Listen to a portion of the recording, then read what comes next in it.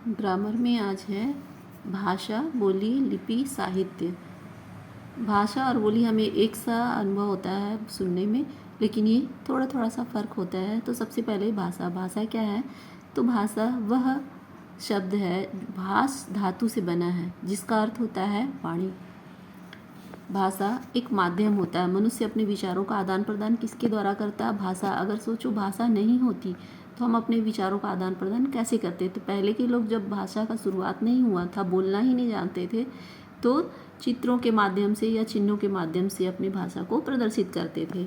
फिर धीरे धीरे यह बोलचाल की भाषा में प्रयुक्त होने लगा। तो विचारों का आदान प्रदान ही भाषा है। भाषा सार्थक ध्वनियों के मेल से बनता है। भाषा में ध्वनियों के लिए प्रतीक होते हैं, मतलब एक, जैसे ये भाषा, भा और शा, तो ये हुआ प्रतीक। तो प्रत्येक भाषा में शब्दों के अर्थ होते हैं।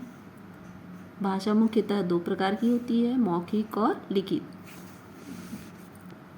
मौखिक क्या होता है? जब वक्ता बोलकर और श्रोता सुनकर समझता है बातों को, तो इसे क्या कहा जाता है? मौखिक।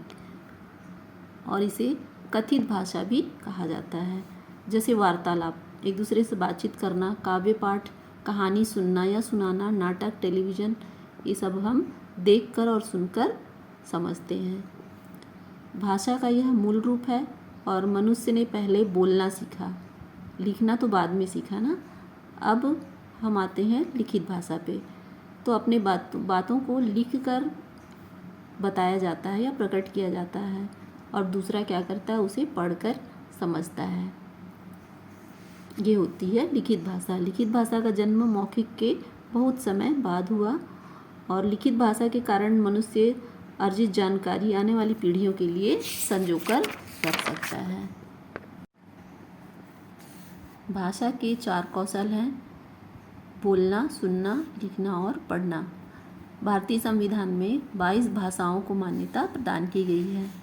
अब मानक भाषा क्या है? कुछ चीज़ों में फेरबदल किया गया है, इसे शुद्ध रूप से प्रयुक्त किया गया है। तो वर्ण व शब्द एक होते हैं, कई रूप में प्रचलित होते हैं, तो शुद्ध तथा मानक समझने में कठिनाई का अनुभव होता है।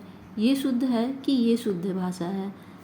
तो जो विद्वानों द्वारा जिसे मानक भाषा का रूप दिया गया है, जैसे ये आधा ध और द, दध, ये ख अलग अलग था, इसे समझने में परेशानी होती थी, तो इसको क्या किया गया है? जोड़कर, मतलब ये मानक भाषा इसे कहा गया है।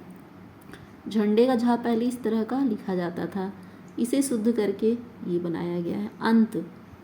ये मानक भाषा हुई। नए, या के ऊपर एक ही मात्रा है और ये एडी का ए, तो ये जो सुधार किए गए हैं ये होती है मानक भाषा। अब आते हैं हम बोली पर। तो बोली क्या होती है? मैं बोल रही हूँ, आप लोग सुन रहे हैं, तो ये हुआ बोलना।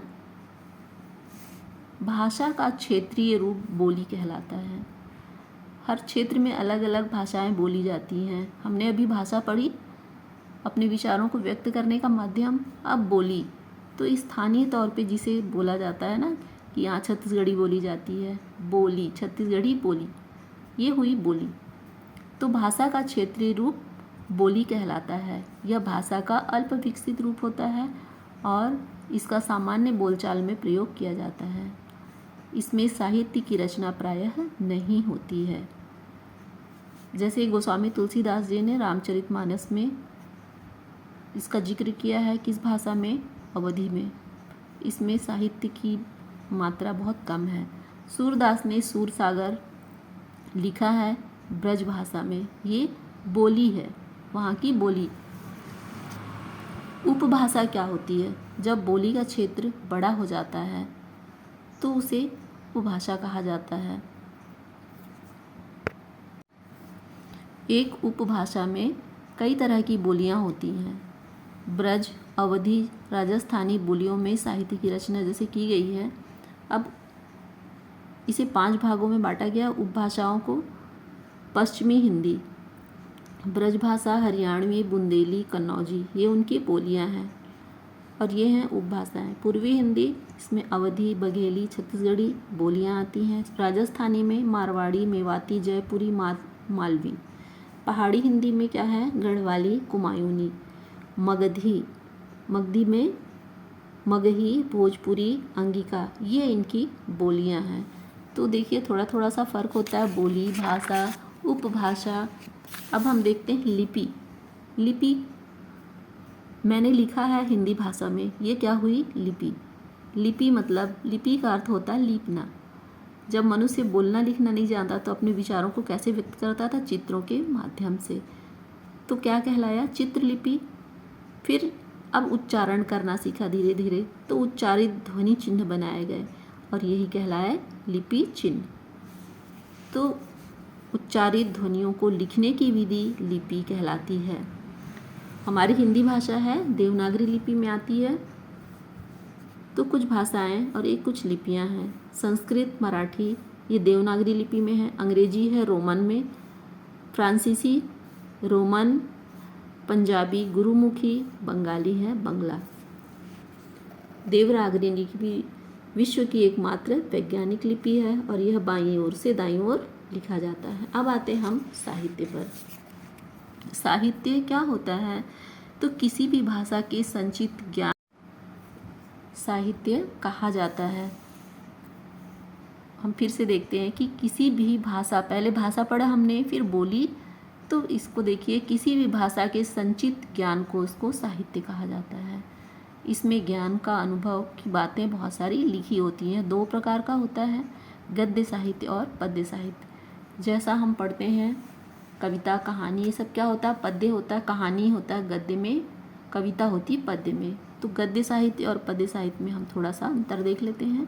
तो गद्य साहित्य क्या होता है? जब साहित्यकार साधारण रूप से बोलचाल की भाषा में अपने विचार व्यक्त करते हैं, इसे कहते हैं गद्य साहित्य। इसमें लय नहीं होती है, ना तो तुकबंदी होती है। जैसे पत्र, निबंध, कहानी, संस्मरण, उपन्यास, इसमें लय नहीं होता। अब देखते हैं दूसरा आता है पद्य साहित्य। पद्य साहित्य क्या होता है?